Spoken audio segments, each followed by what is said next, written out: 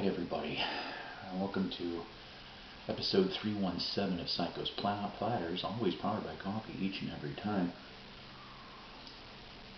So, yeah, moving things around in here in this room again. My son came up with, now you don't even want to see the rest of it. But, I know I'm sorry that it's been a few days since I've done an episode. I have been busy. What I guess maybe you'll term this as is Beatles Show finds, and other miscellaneous.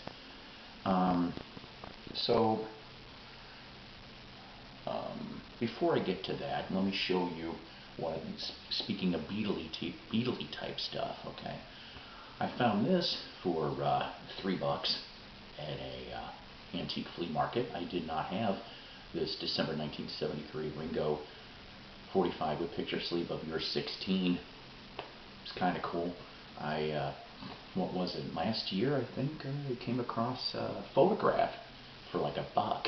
So kind of nice to have this. I just wish I could have the back off Boogaloo sleeve. I've never come across one of those. That would be really neat. Let's see. Also, I went to a different antique mall, and you'll have to forgive me because the one item I was going to show you I cannot damn seem to find because he moved things around. So I'm still trying to figure things out.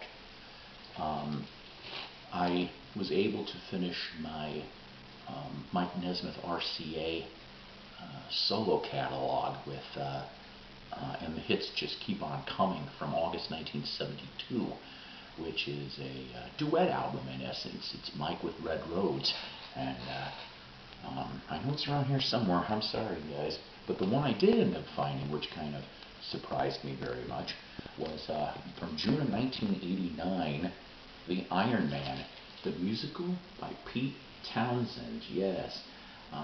Here's the front, here's the back. There's a little cutout on the corner here, but I personally didn't know that this came out on vinyl, at least in the States. Alright, you're talking about Atlantic Records, pretty much in the US, kind of cut off in 90, at the end of 90 if I remember correctly.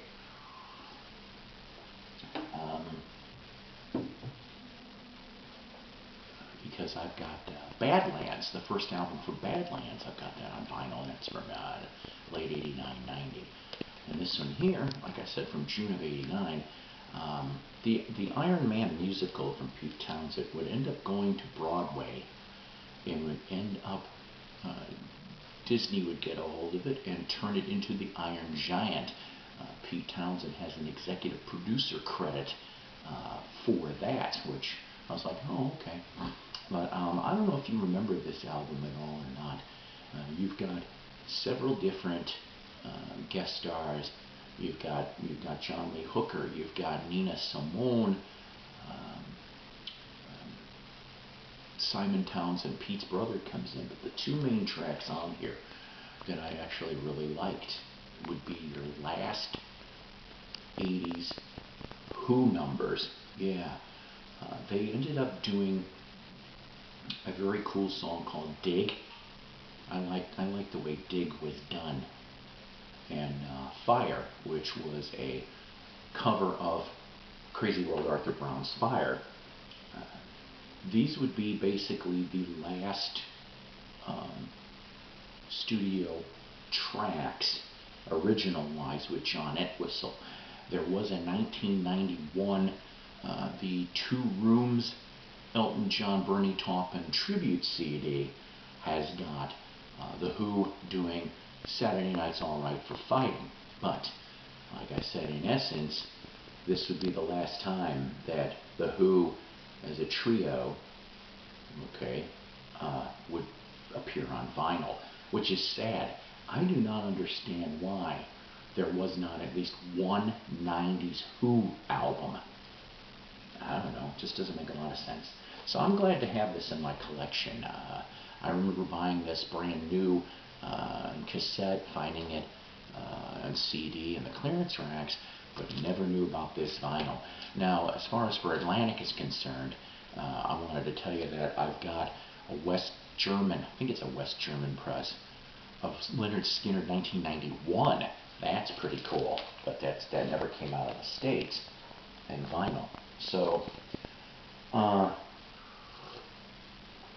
some other signed goodies that I tripped on when I was moving, and this came all the way from Washington, okay?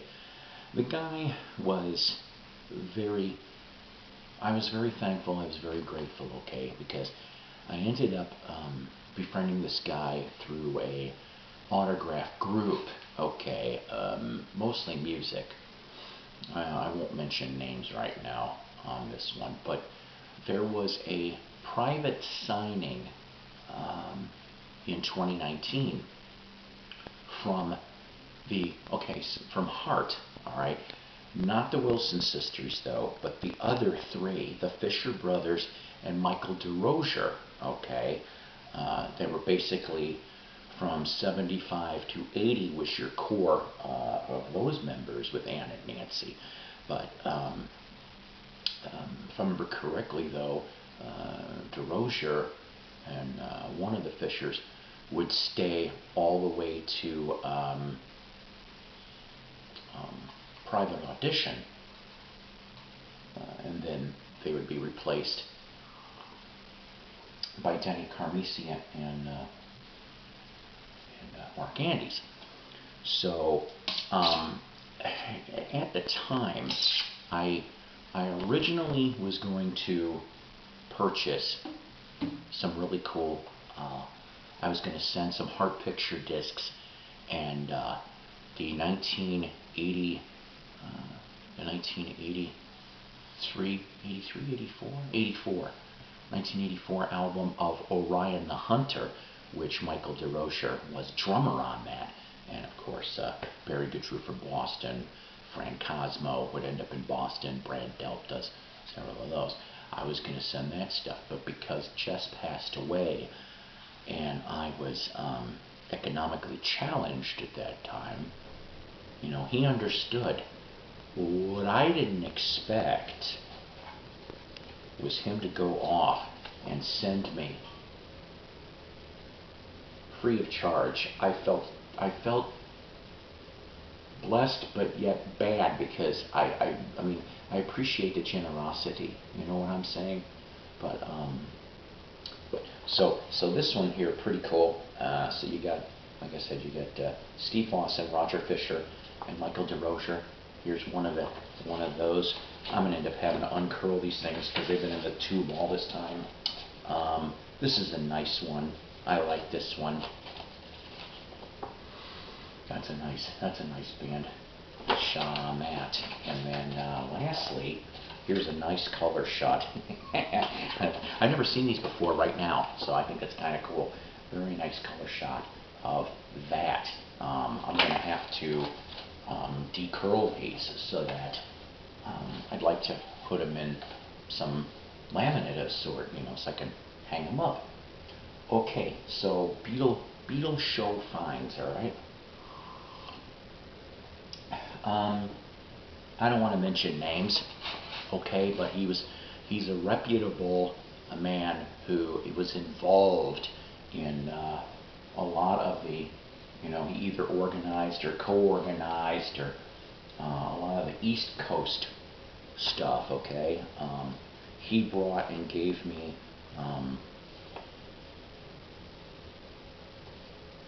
programs to back up the signatures, okay. Just a lot of cool stuff. Just a lot of cool stuff. Man, oh man. And one of these, in a way, is dedication, which I'll explain in a second. So I ended up getting some signed vinyl and some signed 8x10s. So let me show you the signed vinyl piece. I have a gold stamp promo Darlene Love signed. Yes, really nice with the hype sticker. There's also on the back. I love girl group stuff, and I just thought she was an awesome singer. And of course, you guys, if you were David Letterman fans, would remember, of course, when she used to do the Christmas stuff too. This one here, of course, came with the December 18, 2016 Ridgefield Playhouse. And I think that was neat. Also, where is it? Where did it go?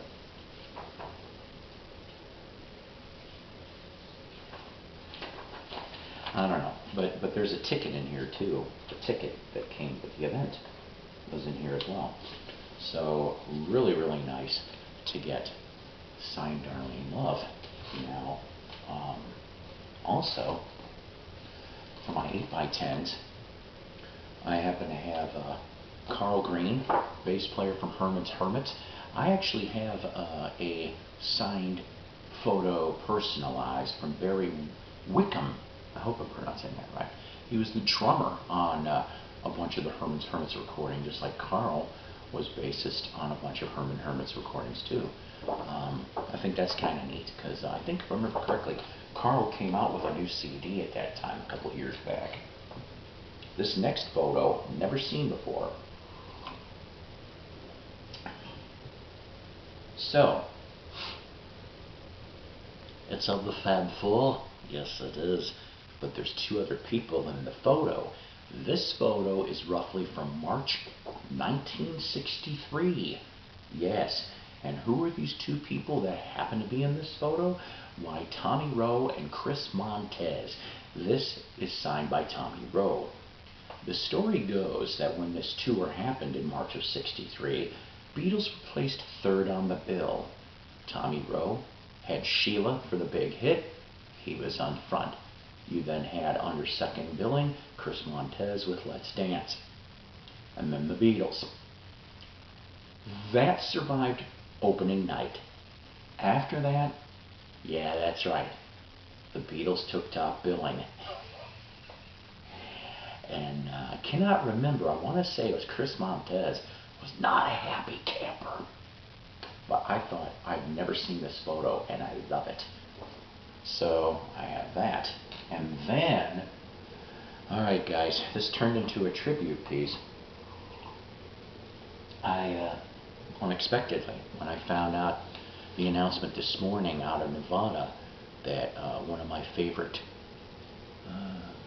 Motown girl group singers passed away suddenly at the age of 76. I recently, well not recently, maybe about a year or two ago, tripped on her paperback edition of Dreamgirls autographed. Well, I also 2 weeks ago got this signed by Mary Wilson, although this was from 2009, if I remember correctly on my facts. More hits by the Supremes. The cover, of course, is not in the best of shape, but the point of the matter is, this will be staying in my collection. Rest in peace, Mary Wilson. You know, I was just talking about her in one of my last videos. I have a bunch of the Supreme stuff where Mary led the band, or she had more prominence. Some of that stuff you should look into, like the High Energy album, or what the heck is the one? It was Mary Wilson, Susan Green, and Linda Lawrence, if I remember correctly. Those albums are good too. When I read that Supreme Faith book from Mary, okay, I don't know how you guys feel about the Supremes. I love the Supremes, alright? But God, Diana was a diva. She was such a diva. I never liked her solo work, except for 2 songs. I loved Love Hangover. Oh God, I love Love Hangover. That was a great song. And then after Marvin Gaye died, I actually liked Missing You, just because he's you felt it, okay? But other than that, I never liked Diana.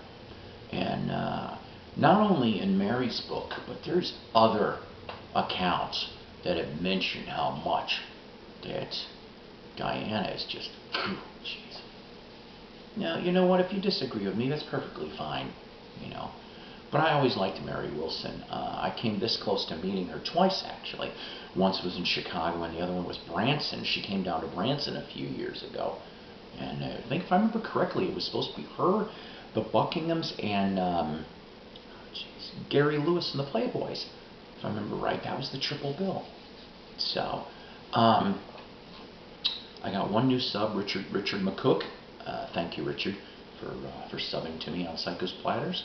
I do want to mention one last thing, and I will shut up for now, okay? Due to scheduling, this is filmed on the 9th of February. I'm going to be busy for the next few days, but I want to shoot another episode before my procedure, okay? I got my procedure coming up next week. It's a minor one, but it has to be done.